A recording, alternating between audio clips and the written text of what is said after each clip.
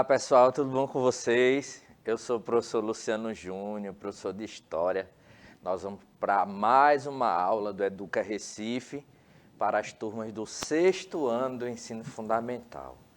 Hoje nós contamos aqui com a ajuda da Adriele, nossa intérprete de Libras, que junto com a equipe de intérprete de Libras nos ajudam aqui traduzindo a nossa aula de forma a contribuir para que nossas aulas se tornem mais acessíveis para todos e todas. A Adriele está aqui no cantinho. Tchauzinho aí, Adriele, faz teu nome aí, beleza. E hoje nós contamos com a ajuda aqui, a parceria da nossa companheira aqui de trabalho, professora Yolanda. Olha ela ali. É nóis. Yolanda aí, faz teu nome. Bom dia, gente. Que bom estar com vocês.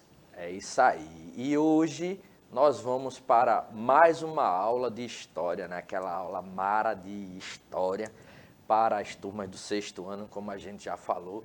Mas antes disso, só lembrando, se você ainda está aí se abestalhando e não baixou o aplicativo do Educa Recife, então aproveita, faz agora aqui aquele QR Code massa aí, ó, Billy Boy, aqui no cantinho, isso aí, olha aqui no cantinho aqui, ó, aqui. Então, aponta o celular para o QR Code, que ele vai direcionar você para a loja de aplicativos específica do seu sistema operacional, seja ele Android ou seja ele iOS. Então, sem mais lero-lero, vamos para nossa aula de História. E a gente vai começar analisando algumas imagens. Então, a gente vai começar analisando algumas imagens aqui.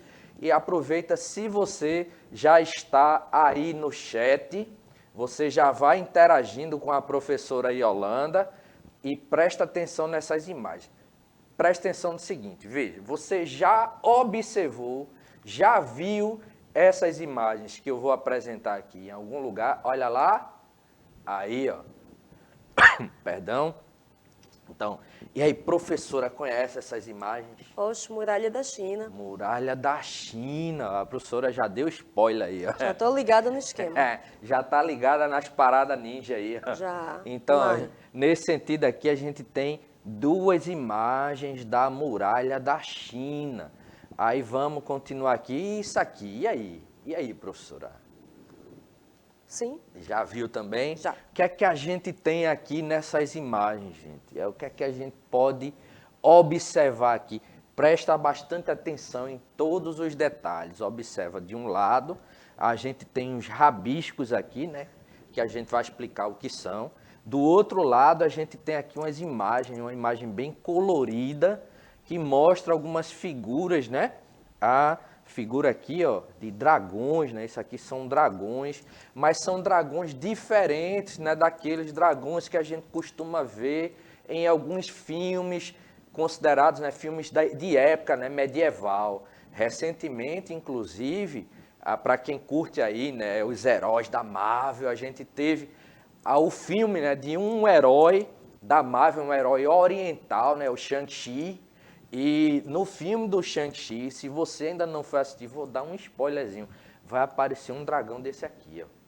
Então, um dragão desse aqui, por sinal, muito bem feito, viu, professora? Uhum. Filme fantástico, assisti já 2 vezes, adorei, recomendo. Já assistiu, professor, o filme?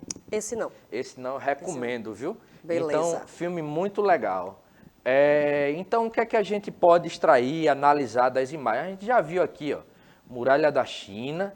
Veja, a Muralha da China, ela tem uma extensão muito grande, É mais de 70 quilômetros de extensão a muralha. Há quem diga, inclusive, que é a única construção humana que pode ser visualizada a olho nu de lá do espaço. Sabia disso, professora?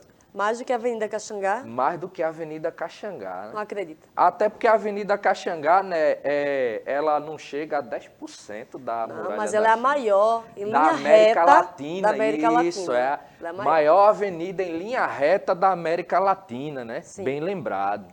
Sim. Inclusive, é considerada também uma das avenidas mais perigosas do município, Vez ou outra a gente passa lá e, infelizmente, vê um acidente, Então, principalmente para quem anda de bicicleta, né, pela Avenida Caxangá, muito cuidado, todo cuidado é pouco. Então, aqui a gente observa o quê? Aqui a gente tem manuscritos aqui em mandarim, certo? Que é a língua mais utilizada, né, na China, né, o idioma mais utilizado na China, certo? O idioma chinês, né? Então a gente tem o mandarim, né, mais clássico, o mandarim de uso mais comum.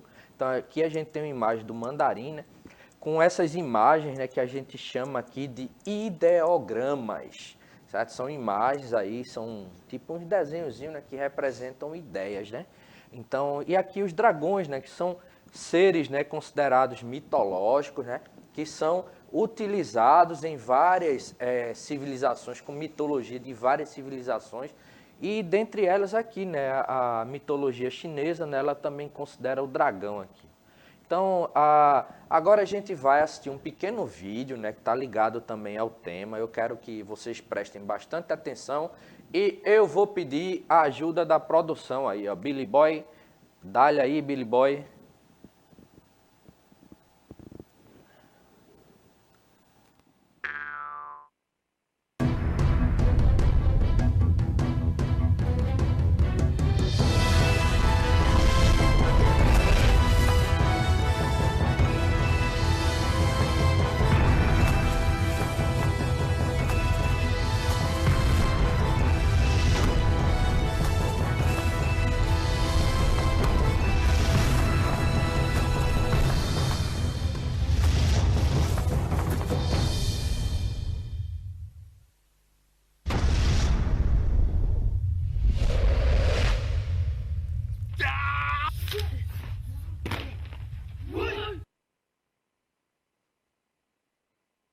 Então, a gente tem aí imagem, né, dos golpes de Kung Fu, né? E vira aquela imagem do camarada de cabeça para baixo, eu faço ela igualzinha, só que é o contrário aqui, ó. Vê que belezinha. Certo? Então, a pessoa tá vendo, professora, a gente estuda, né, para fazer essas coisas, tá vendo a senhora? Então, vamos adiantar aqui, dá-lhe um play aí, Billy Boy, por favor, adianta aí. Passa aí a tela. Próximo slide, por favor. Eita, a gente tá se enrolando aí, Billy Boy. Passar para o próximo slide, por favor. É isso aí, foi. Valeu, Billy. Então, o que é que a gente pode ver do vídeo? A gente vê aí, né, uma apresentação, né, de cenas aí da arte marcial, né, uma arte marcial muito utilizada, né, na China, que é o Kung Fu, certo? Então, a gente tem, vocês devem já ter assistido, né, vários filmes, né, de ação, né, que mostram aí a questão do Kung Fu, né, como arte marcial. Então, dentre as artes marciais, né, mais utilizadas aí pelos orientais, a gente tem aí o Kung Fu, né? Então, a gente tem lá o Kung Fu, a gente tem o Taekwondo, a gente tem o Wushu, a gente tem, né, o Karatê, né, o Karatê já mais utilizado pelos japoneses, mas são artes marciais, né, algumas delas até milenares, né.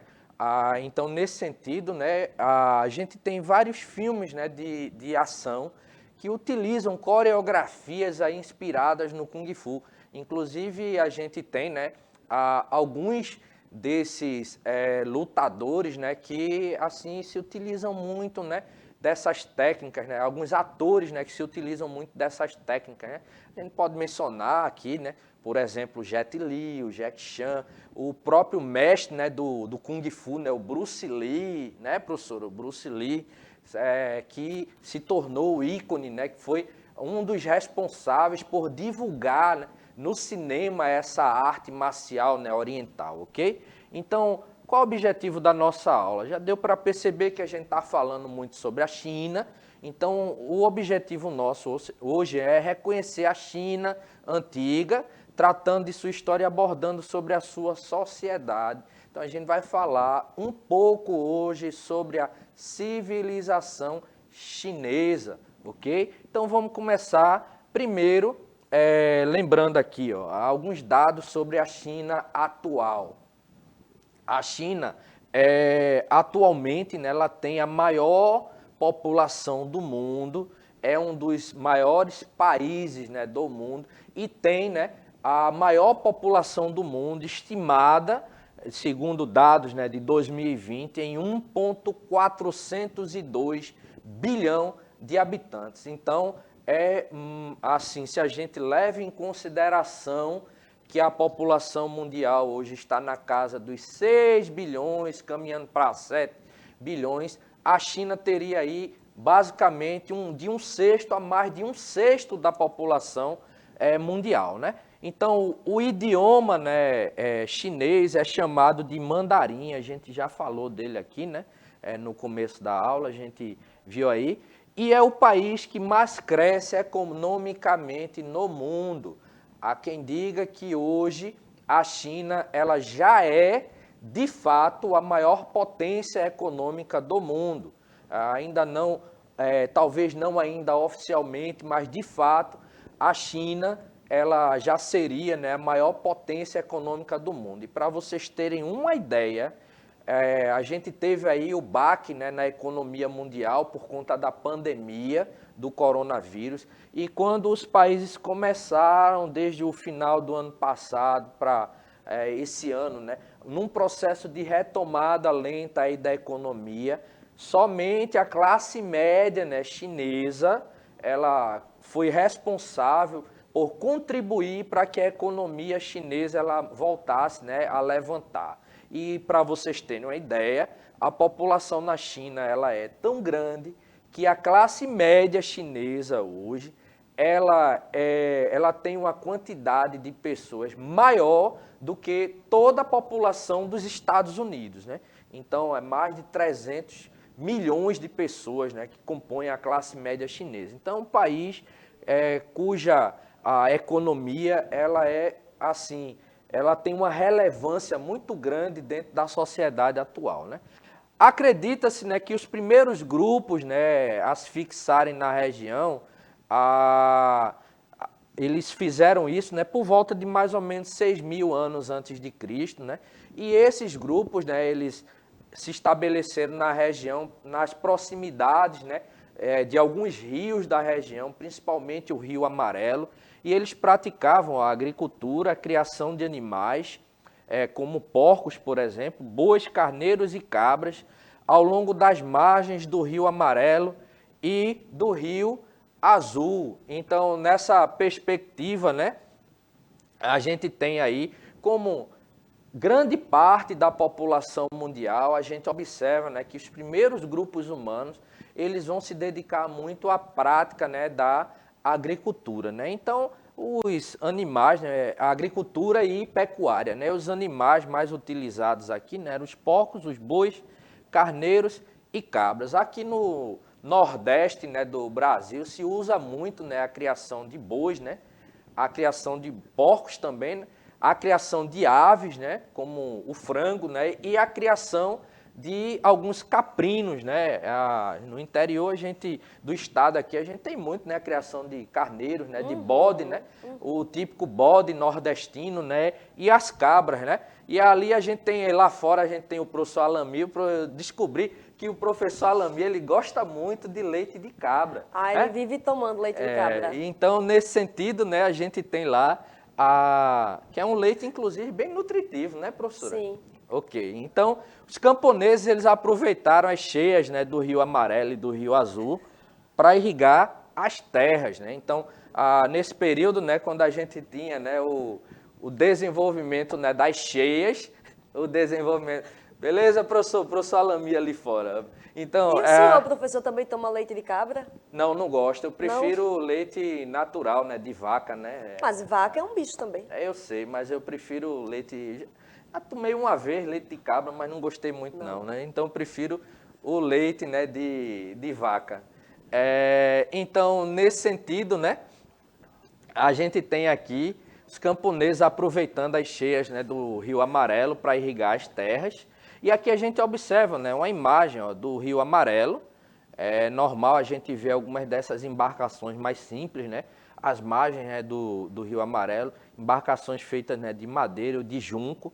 E aqui a gente tem um mapa, né, que mostra a posição da China, né, no globo terrestre, né, continente asiático, e aqui a gente tem, ó, a China, certo?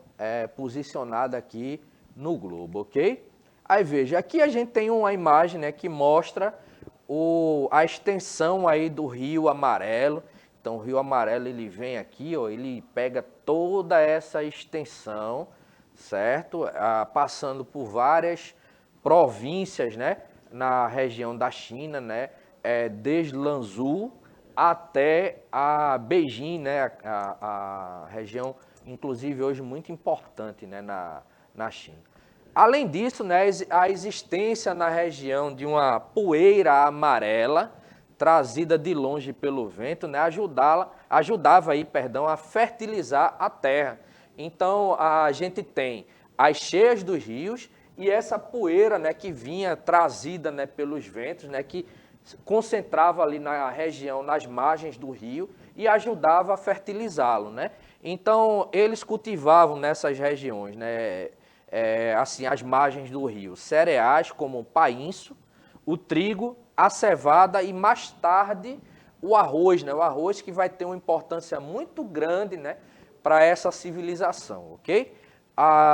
Os camponeses, né, aproveitaram, né, as cheias do rio Amarelo e Azul para irrigar as terras, que eles pegavam, faziam, mais ou menos, era uma técnica que era muito utilizada nessas civilizações mais antigas, né? Eles pegavam quando o rio ele enchia, quando o rio ele transbordava, então eles aproveitavam aquele local, né, onde o rio está transbordando e faziam canais de irrigação dali para levar a água para locais mais distantes, né? Então, nesse sentido, eles tinham o curso do rio, faziam os canais de irrigação. Quando o rio enchia também aqueles canais e a água era levada para outros territórios. Então, eles aproveitavam isso, né, para irrigar as terras. Vejam, um pouco, né, da história, né, da China, né, do seu processo de unificação. Acredita-se que o grande imperador, né, Shi Huangdi, em 221 a.C., foi ele quem deu o nome à China, né, para o seu reino, né, o reino da China. Então, aqui a gente tem uma imagem, né, um desenho aqui que mostra, né, esse imperador. Então, por volta de 221 a.C., né, vejam, acredita-se que a região ela foi povoada já por volta de uns 6.000 anos, né, antes de Cristo. Porém, em 221 a gente vai ter a unificação de todo aquele território ali, certo? Recebendo o nome ali de China, né? Então, ele, ao assumir, né, o poder, ele vai determinar uma série de mudanças, né, para reforçar ali a união dos povos. Então, nesse sentido, ele impôs um sistema único aí de escrita, né, e o mesmo sistema de pesos e medidas. Então, todo mundo ali passa a se comunicar com o mesmo, né, sistema de escrita e passa a adotar o mesmo sistema de pesos e medidas para facilitar as relações comerciais, ok? Outra coisa, né, é que os chineses acreditavam que estavam no centro do mundo e por isso, né, eles chamavam a China de Império do Meio ou Império do Centro, né? Então, a gente tem alguns dados aí. Aproveitar aqui, professora, algum aluna aí no chat, como é que está a participação? O pessoal apareceu, não apareceu? Apareceu. Estamos aqui com 4 alunos interagindo, mas só fofoca por enquanto. Eita, só fofoca, opa aí. Ó. Conversando na aula. Outra coisa aqui, ó, vamos observar, deixa eu voltar aqui, a principal atividade econômica, né, era a agricultura, a gente já falou, e o artesanato ele também era utilizado, né, inclusive era um artesanato de muito bom gosto, né, eles faziam objetos já com bronze, com ossos e extraordinários vasos de porcelana e jade, ok? Outra coisa que a gente vai observar, isso é muito importante, né, principalmente para o desenvolvimento posterior da civilização chinesa, é a utilização, né, do bicho da seda, né, o cultivo do bicho da seda, que é esse bichinho aqui, ó, essa lavinha aqui, certo? Que vai dar origem a uma mariposa. Então, por que bicho da seda, né? Porque ele produz esse casulo, ok? E esse casulo é interessante, né? Que esse casulo ele é feito com um único fio, é um fio único contínuo, né? E tem um detalhe aí, ó. Quando o pessoal vai desenhar, como a gente diz aqui no Nordeste, né? O fio, certo? Quanto mais, certo, eles conseguirem tirar do fio, né? Sem quebrar aquele fio, né? A seda que é produzida com esse fio, quanto mais, né, do fio, né, se tirar, mais cara essa seda ela fica, né? Se a seda ela é montada a partir de várias partes ali do fio e eles não conseguem tirar o fio, né, em sua maior extensão, né, extrair o máximo, né, sem quebrar ali o fio, certo? Então ela termina tendo um valor um pouquinho menor, ok? Mas é um tecido caro do mesmo jeito. Então aqui a gente tem, ó, o bicho da seda. E aqui, ó, observe aqui, eles estão dentro aqui, ó, de uns receptáculos aqui de madeira, porque isso aqui já é uma criação, né, de bicho da seda, que é utilizado exatamente para produzir aqui esse casulo, e esse casulo vai ser tirado depois e eles vão tentar ali usar o fio, né, para produzir o tecido, né? Então, eles aqui, ó, criavam o bicho da seda e a partir, né, desse casulo, eles conseguiam fazer tecidos assim maravilhosos, né? Tecidos, né, bem lisinhos, né, bem flexíveis, né? Então, nesse sentido, né, a sericultura, né, que era a prática, né, de criação desses bichos, né, da seda, a produção, ou seja, essa produção era para criação ali da seda crua, né? Ela está em curso há pelo menos 5.000 anos, né, na China. Então vejam que é uma prática bem antiga. Aqui a gente colocou, ó, uma imagem da época, né, uma imagem bem antiga aqui de mulheres, né, fabricando a seda, né? Então aqui as mulheres, né, chinesas aqui fabricando a seda. Então vejam, qual o processo, né? Quando a lagarta, né, que é esse bichinho aqui, ó, a lagarta aqui, ela está pronta, né, para virar libélula, o que é que ela faz? Ela se enrola, né, num casulo, que é esse casulo aqui, ó, esse casulo que a gente está vendo, ela se enrola nesse casulo. Então, esse casulo é feito pelo corpo da lagarta, né, que produz os fios, e quando ela completa o seu processo, né, de mutação ali, ela sai do casulo, deixa o casulo ali desocupado, né? Então ela vira ali a mariposa. Eu não consegui uma imagem dessa mariposa para mostrar para vocês, né?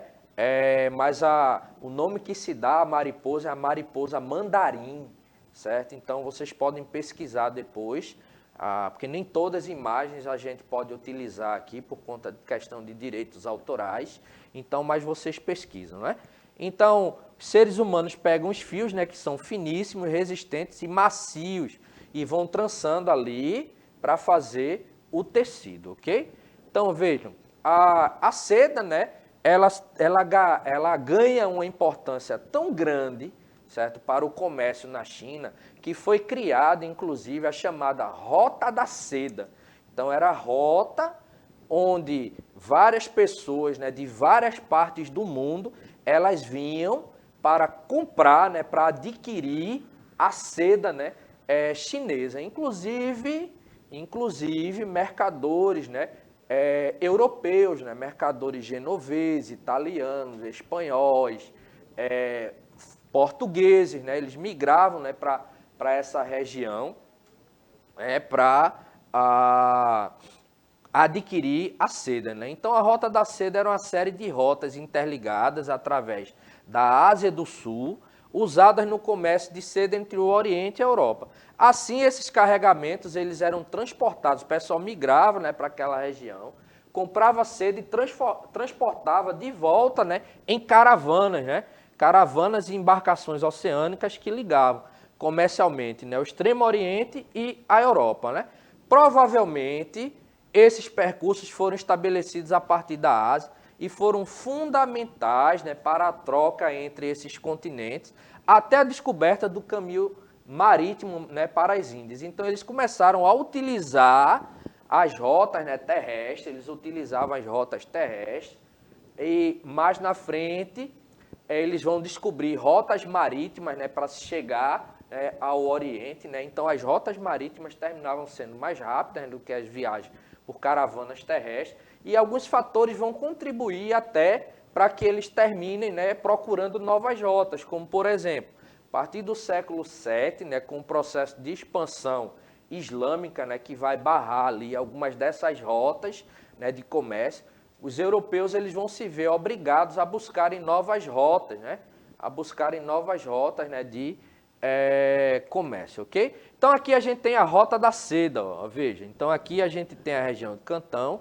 certo? Então daqui, ó, saíam todas essas linhas aqui. Aqui a gente tem as rotas terrestres, vejam, aqui vinham, observem, que vinham aqui, ó, desde a Itália, né, da Europa aqui, até a região da China, né? Então, da China, né, a seda, né, chinesa, ela passava por várias regiões, né, pela Índia, pela Pérsia, né, onde hoje a gente tem o atual Irã, certo? Pela a região da Península Arábica, né, a região africana, né, até chegar também à Europa, ok? Então, aqui a gente tem a representação, né, do comércio, né, da Rota da Seda, ok? E a gente vai encerrar a nossa aula por aqui, ok? Vamos ficar aqui. Na próxima aula, a gente vai retomar essa temática, vamos falar, né, sobre a sociedade chinesa, vamos falar sobre um pouco da cultura chinesa e vamos falar sobre uma outra civilização do Oriente, né, que é a civilização da Mongólia, né? Se der, a gente fala também um pouquinho sobre a civilização japonesa antiga. Então, a gente vai ficar por aqui, mandar um abraço aí para todos e todas, agradecer a Adriele, agradecer a professora Yolanda, e é isso, gente. Grande abraço aí para vocês e até nossa próxima aula. Tchau, tchau.